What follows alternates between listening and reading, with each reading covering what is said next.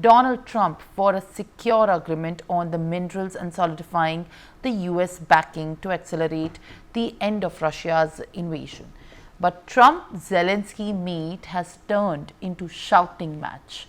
Instead, the meeting spiraled into chaos with U.S. President Donald Trump and Vice President J.D. Vance delivering a scathing dressing down as Zelenskyy fought to make his case. The fallout was swift and severe. No deal was signed, no joint statement was issued, and Zelenskyy delegation was asked to leave the White House in a not so subtle dismissal. As the world reacted with shock, Trump doubled down, branding the Ukrainian leader disrespectful and questioning his commitment to peace. A high-stakes meeting between Trump, Vance and Zelenskyy quickly spiraled into a contentious debate after Vance accused Zelenskyy of being disrespectful. As tensions escalated further, Trump raised his voice, nearly shouting at the Ukrainian leader, saying, and I quote, "You're gambling with the World War III." Spencer Critchley, U.S. political analyst, is joining me live on the broadcast. Appreciate you joining me live on this broadcast this morning. Thank you very much for speaking to us. In fact, this morning we have woken up to shock of this meeting that is, speaking of all things, displeasure that happened between the newly elected U.S. President and the Ukrainian President Zelenskyy over the matters to restore the peace and also the cooperation in the war that's ongoing. How do you react? I too am shocked, and I think most of the United States is shocked. This is a terrible day in American history, a truly terrible day in American history, and I think a terrible day for the world. The United States has been the leader of the free world, as is often remarked, since World War II. 80 years now. The United States is not perfect. It doesn't always get things right, but the world has been able to rely on the United States being on the side of freedom until today. And now our president has allied us with a murderous dictator who is the closest thing we have today to Adolf Hitler. And I don't use that comparison lightly.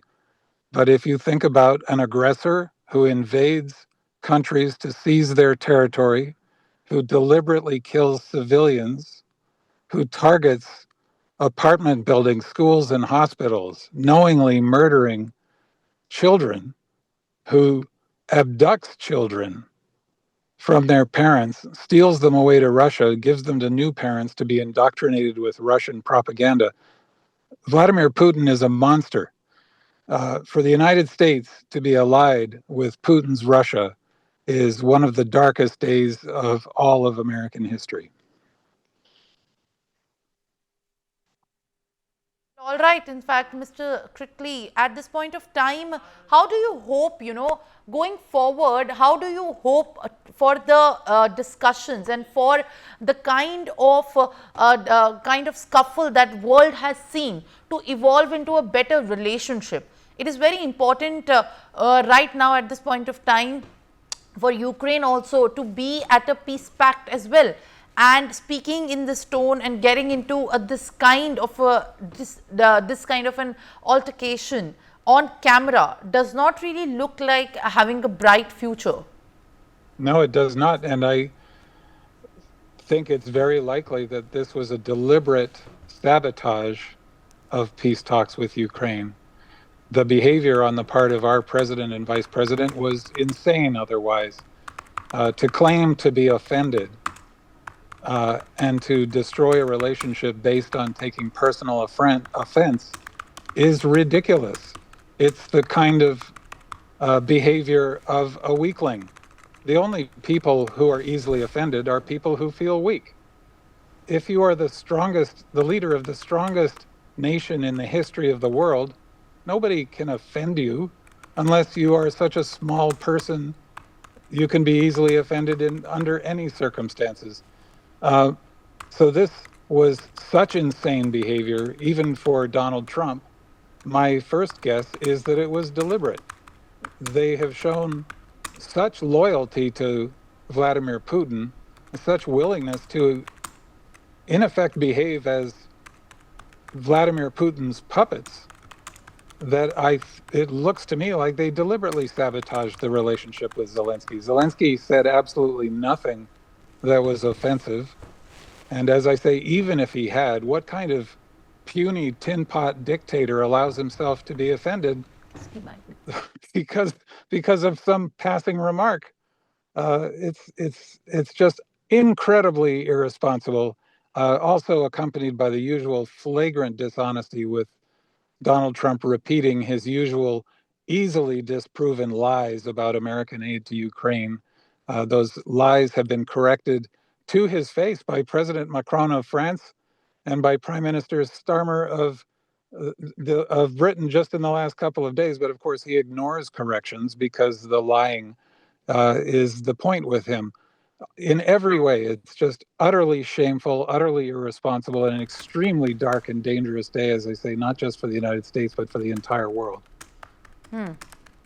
Well, all right. In fact, thank you very much, Mr. Spencer Critley, for joining us live and also, in fact, adding the perspective to this entire shock that the world has received after they have woken up to the visuals. Let's also listen into, in fact, once how exactly the conversation went. Now it's all over social media and the world is reacting with shock and displeasure. He's got to say, I want to make peace. He doesn't have to stand there and say about Putin this, Putin that, and all negative things. He's got to say, I want to make peace.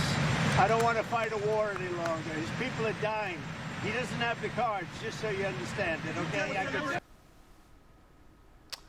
Now, viewers, Ukrainian President Volodymyr Zelenskyy has tweeted after the meeting saying that, and I quote, "Thank you, America. Thank you for your support and thank you for this visit.